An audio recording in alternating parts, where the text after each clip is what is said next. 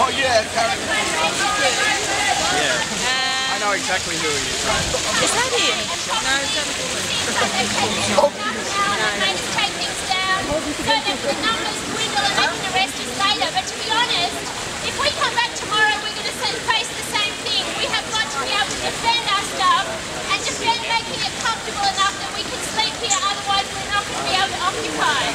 I think that's what we need to do now. I think we need a space where people can sleep and others can keep watch around the outside. Good idea. The Wall Street protesters went through the same thing as us. It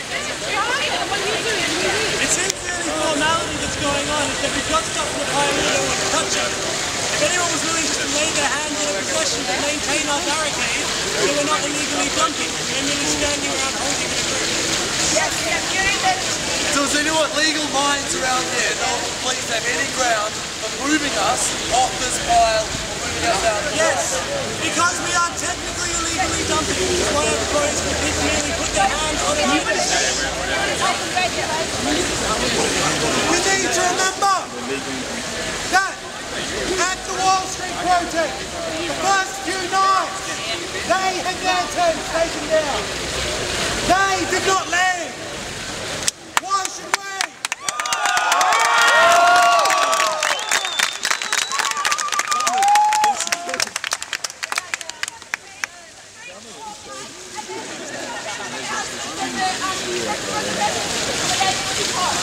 I think it's important that we stay, no matter how uncomfortable we get. I'm quite happy to not have a tent. I'm quite happy to not have a sleeping bag or a night or anything. A stomach that someone else is fine.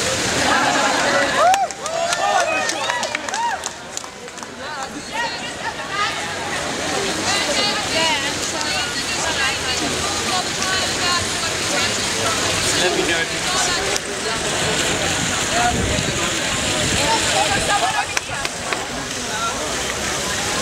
Yeah, I think we're just going to like, I think everyone needs to stay here. I just think like, yeah, like let's just say let's keep the ring going. I think there's 6 vans up the street of the public order and riot squad, and they're not really going to give a shit whether you're holding something or not. Like, the law does not apply here. Our street, let them come. Our street. Alright, I'm a sacred firekeeper for the Aboriginal St. Embassy. I'm one of the best in the business. I'm going to have a sacred fire going at Hyde Park, and no one is going to touch it without my say. We're going to set up camp there, the Aboriginal St. Embassy. I'm going to set up camp there, and they cannot touch us. Why move? We'll just have to move again. Hyde Park!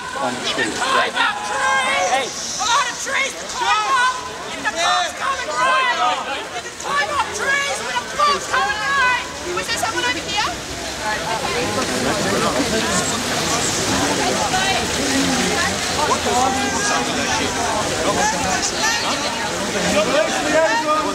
Where's the one guys? I want to say the solidarity here is great.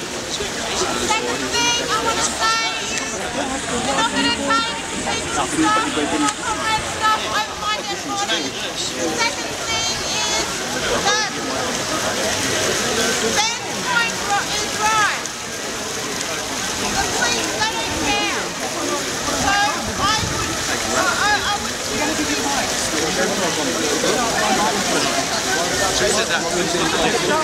Yeah, the police, they don't care. They don't care about moving on the street at this point. I think that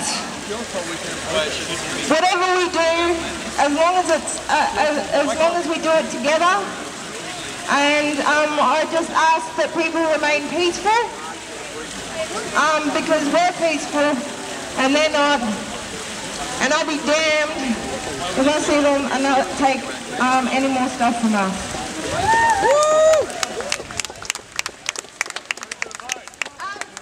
Do we have the police liaison person here?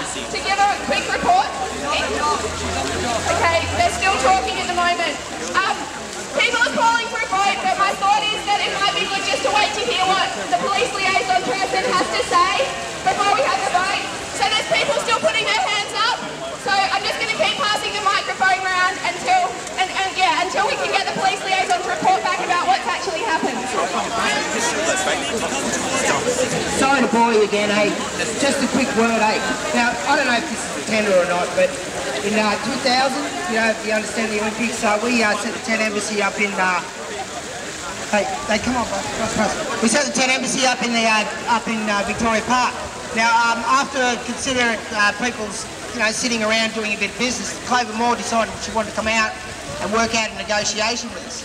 Now, what she did is she did a meeting with us, the 10 embassy members, to sign a written agreement, and it was a piece of paper with a memorandum of understanding that recognises the sovereign rights of the Eora Gadigal nation.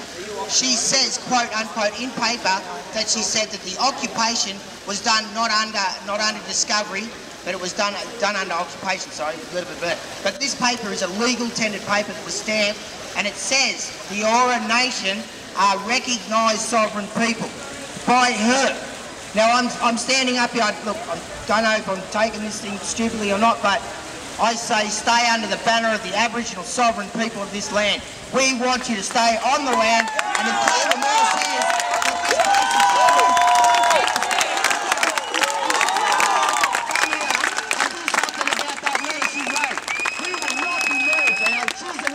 is sovereign, for us to remove him.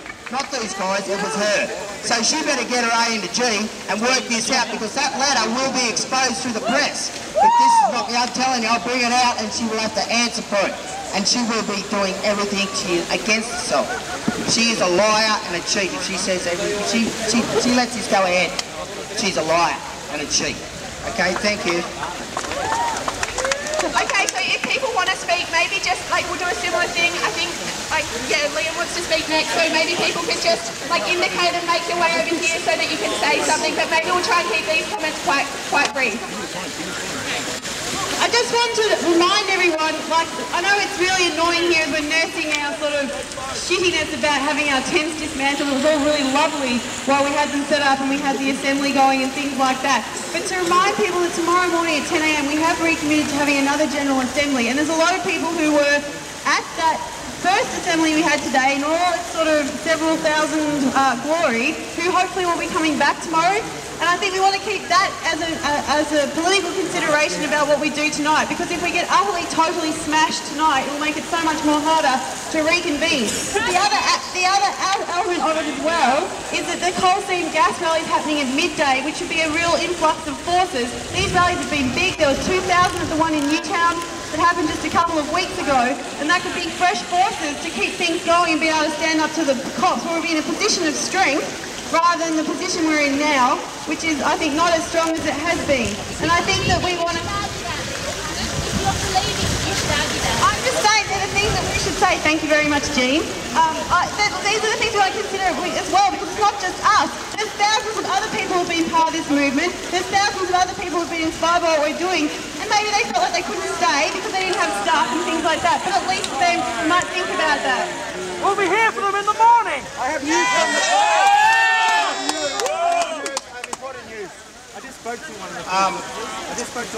I just wanted to report, I was called up to speak to the police, partly because one of the police, riot police, recognised me from being 1 year above him at high school, all about high school.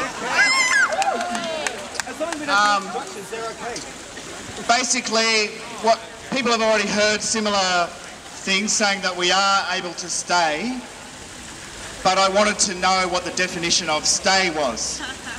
Because they also basically said, well, I'll go into the stay thing first. I said, for example, a lot of people have come here by public transport. A lot of this equipment is still here. Are you saying we can stay here with this property? And as long as we don't utilise it, then we can stay. And that was given a nod. And then I said, well, what about if, obviously we want to function tomorrow. We want to probably sleep for 3 or 4 hours, if possible. What if we are to lie down on the concrete and fall asleep? Is that constitute camping or staying? And they said that would be okay. Then I asked about mattresses or pillows, and that may well be defined as camping, not staying. So it's quite interesting, actually. All around us here is the Art and About Festival, and all these banners. This pink one here says, what if we were prepared to sacrifice comfort for change?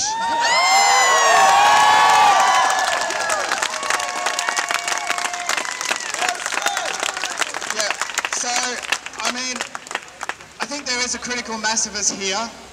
If people are prepared to sacrifice that comfort, then I'd say let's stay.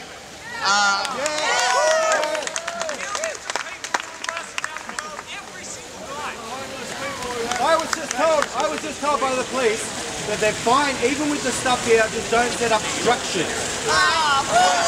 And if someone had told them earlier, we wouldn't have fucking stood here for an hour with all this bullshit. They're people too. They refuse to speak to us. Communicate on nothing you're fucking doing. Someone has been waiting to say something for a while. Yeah!